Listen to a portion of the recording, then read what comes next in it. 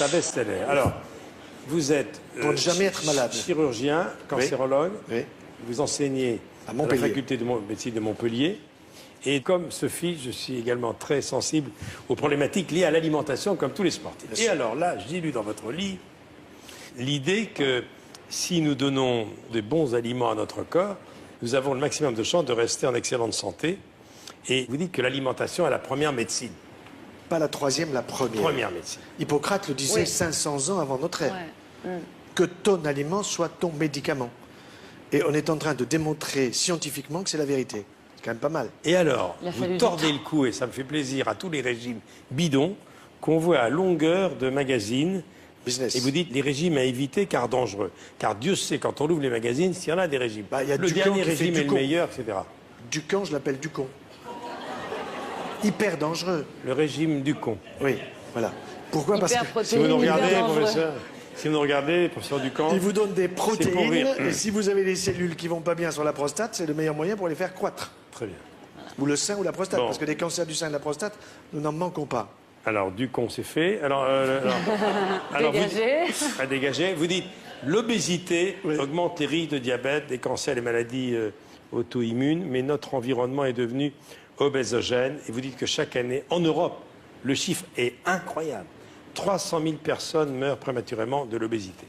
Alors, est-ce que le bien manger peut éviter des cancers et probablement des récidives? Alors, cancer du tube digestif de haut en bas. C'est-à-dire œsophage, estomac. Donc, si vous voulez en avoir un, je peux vous expliquer. Et c'est comme ça, d'ailleurs, qu'un jour, un couple vient me voir. Je leur demande qui est malade, homme, femme. Bon, il paraissait pas malade parce qu'aujourd'hui, le cancéreux, vous ne le voyez pas quand il arrive en consultation. Alors, il me dit, ben voilà, nous sommes un peu originaux, ma femme et moi. Figurez-vous que ni elle ni moi, nous n'avons un cancer. Qu'est-ce que vous venez foutre ici? Il y a un peuple fou qui attend, qu'est-ce que vous venez faire? Ben voilà, on aimerait avoir un cancer, ma femme et moi. Bon, pourquoi? Et lequel, madame, vous voulez-vous? Et vous, monsieur, lequel? Et pourquoi vous en voulez un? Réponse. Ben, si vous m'expliquez bien comment l'avoir, je saurai bien comment pas l'avoir. Et que c'est très intelligent. Eh oui, absolument. Très intelligent.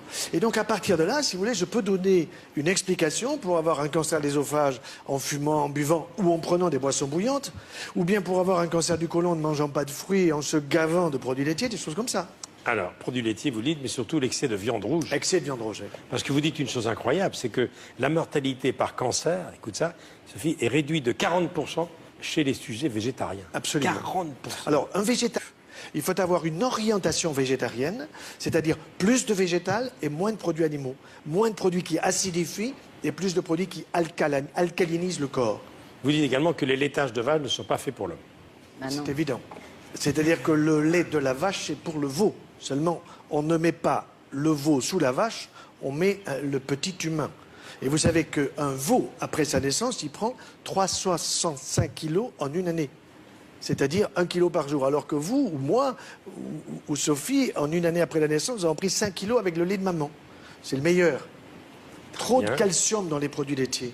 Trop de facteurs de croissance que nous connaissons bien en cancérologie. Puisqu'en cancérologie, nous utilisons aujourd'hui des anti-facteurs de croissance. Ça veut dire qu'à la limite, on se gave de facteurs de croissance et puis ensuite, on vous dit si vous avez un cancer, on va vous soigner. Et une chose que vous dites qui est intéressante, c'est le mode de cuisson des aliments. Hein. Très important. Vapeur douce et barbecue vertical. Voilà, barbecue vertical pour que la graisse ne soit pas pyrolysée par le feu. Et ensuite, vapeur douce parce que moins de 100 degrés, 95-97 degrés, avec un appareil à un seul étage. Alors un jour, il y a une femme qui me dit, moi, vous savez, mon mari m'aime beaucoup, il m'a offert un cuit-vapeur à 3 étages. Ma voisine n'en a qu'à un seul. Ça voulait dire qu'elle était aimée 3 fois plus par son mari que l'autre. Je dis, madame, quand vous avez les 3 petits-enfants qui viennent vous voir pendant les vacances et que vous avez à leur offrir des lits superposés, celui qui pisse au lit, vous le mettez où?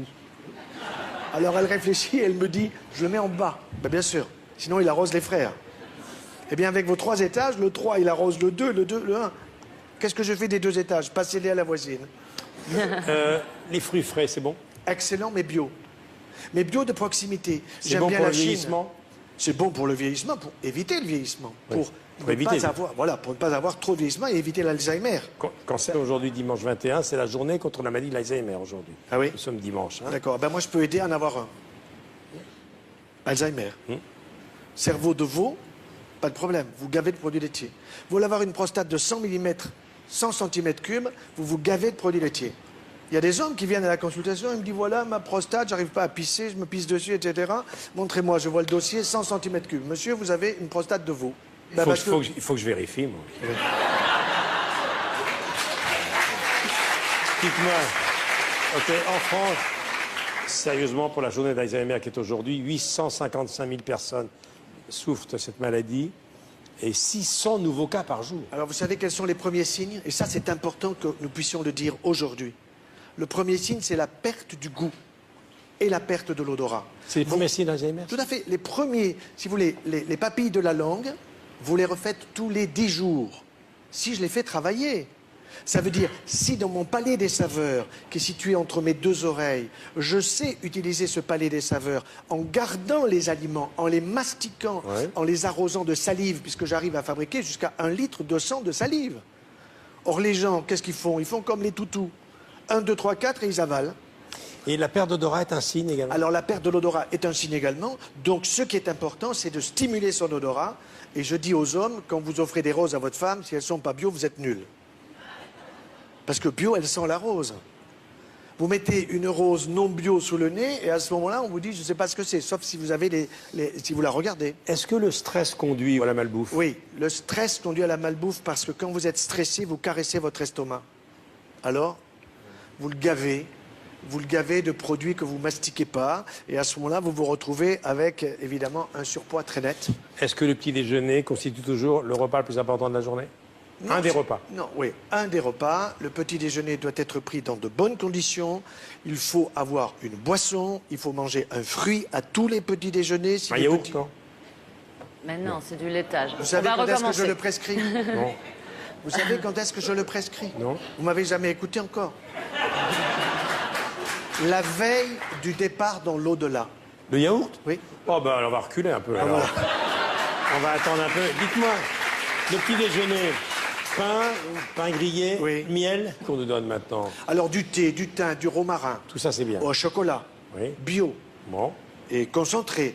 Et vous le sucrez avec du miel. Pas avec du Saint-Louis, celui-là, Saint-Louis. Du miel bio. Du miel bio, bien sûr. De chez nous, pas de Chine. D'accord. L'huile d'olive.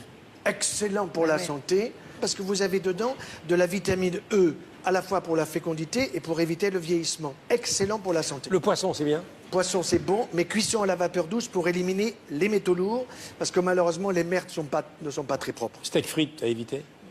1 fois par semaine. Très bien. Comment je vous dois, docteur?